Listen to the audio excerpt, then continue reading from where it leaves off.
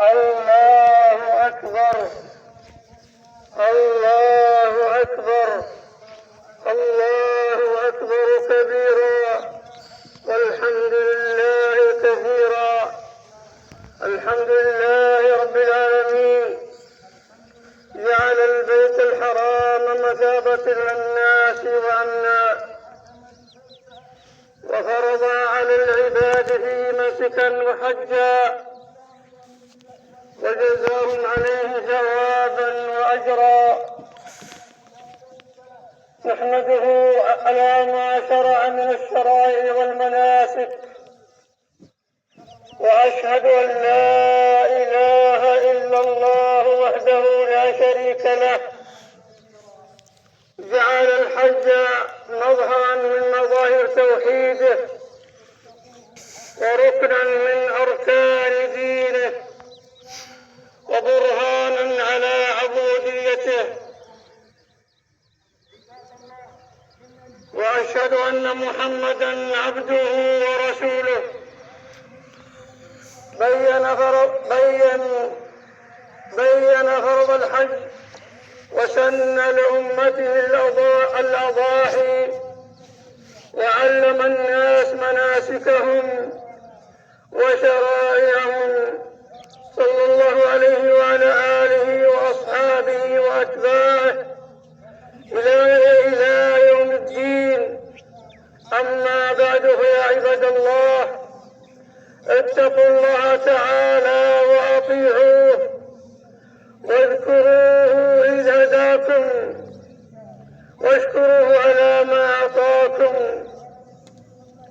وما بكم من نعمة فمن الله، ومن أعظم هذه النعم أن بلغنا هذا اليوم العاشر من ذي الحجة، وهو يوم الحج الأكبر، وهو خير أيام السنة على الإطلاق.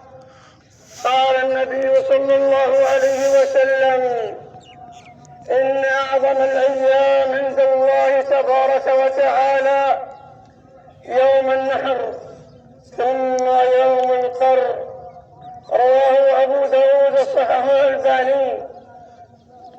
فيومكم هذا يوم جليل، وعيدكم عيد فضيل، وذلك لما اجتمع فيه من العبادات التي لا تكون في غيره من الأيام أبدا: ذبح للأضاحي، وإغاقة دمائها إلى الله العظيم، وصلاة عيد، وذكر لله الأكبر. عن نافع ابن عمر رضي الله عنه قال: وقف رسول الله صلى الله عليه وسلم يوم النحر عند الجمرات في حجة الوداع، فقال: أي يوم هذا؟ قالوا: يوم النحر. قال: فأي بلد هذا؟ قالوا: البلد الحرام. قال: فأي شهر هذا؟ قالوا: الشهر الحرام. قال: هذا يوم الحج الأكبر، فدماؤكم وأموالكم وأعراضكم عليكم حرام كحرمة هذا البلد في هذا اليوم. ثم قال: هل بلغت؟ قالوا: نعم. فطفق رسول الله صلى الله عليه وسلم يقول: اللهم اشهد.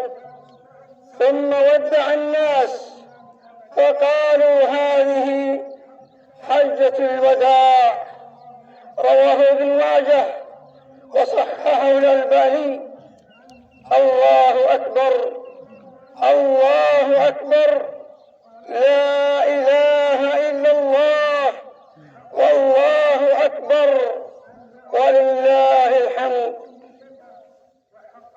أيها المسلمون، هكذا ودع رسول الله صلى الله عليه عليه وسلم الناس وختم رسالته في تلك البقاع كما بداها من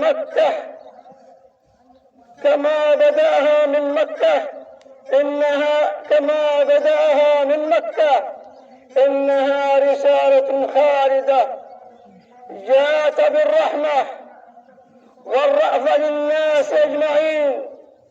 إنها رسالة جاءت بطمس الوثنية وإزالة أنظار الجاهلية. إنه نون جاء لتحرير العباد من عبادة العباد وتوجيههم إلى عبادة رب العباد.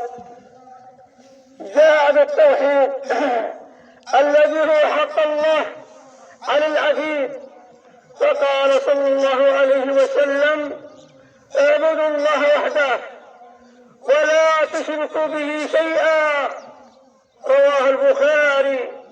وحذر صلى الله عليه وسلم من الشرك كله.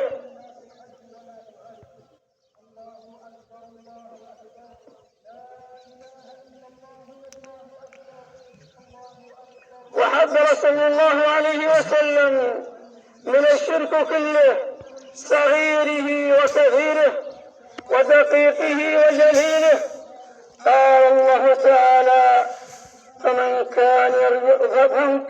فمن كان يرجو لقاء ربه فليعمل عملا صالحا ولا يشرك بعبادة ربه أحدا.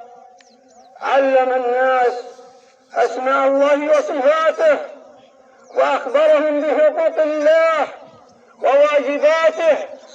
أمر بصالح الأعمال وحث على جميل الخلال.